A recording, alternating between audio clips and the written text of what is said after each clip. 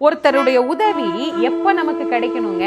தேவைப்படும் போது தானே கிடைக்கணும். தேவையே படாத போது நமக்கு அது கிடைச்சி என்ன பிரயோஜனம்? அது மாதிரி அந்த அம்மா தேவைக்கு வந்து நிற்பாள். 1000 கண்ணுடையவளாக காட்சி தரக்கூடியவள் அந்த சமயபுரத்து மாரியம்பிகை அப்படின்னே சொல்லலாம். அவரை பற்றி சிந்திக்கிற போதே மெய் சிலிர்க்கும் அப்படின்னா அது நிஜம்.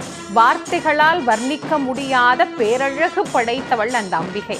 எந்த வகையான பிரச்சனையாக இருந்தாலும் அம்மா நீ பார்த்துக்கோ அப்படின்னு அவளை நம்பி விட்டுட்டோம்னா போதும், அவ நம்மள பார்த்துக்குவா. எங்க கூப்பிட்டாலும் வருவாங்க. சமயபுரத்துலன்னு மட்டும் இல்லை, நாம எங்கிருந்து நினைச்சாலும், நம்ம வீடா இருந்தாலும் சரி, எந்த இடமா இருந்தாலும் சரி, நாம நினைத்தாலே போதும் அந்த அம்பாள் நமக்கு நலனை அருளுவாள். அதுக்கப்புறமா அவளுடைய சன்னதியில போய் அதுக்கு நாம நன்றி தெரிவித்து விட்டு வர்றோம் இல்லையா? அதைத்தான் அம்மா நம்ம கிட்ட எதிர்பார்க்கறது.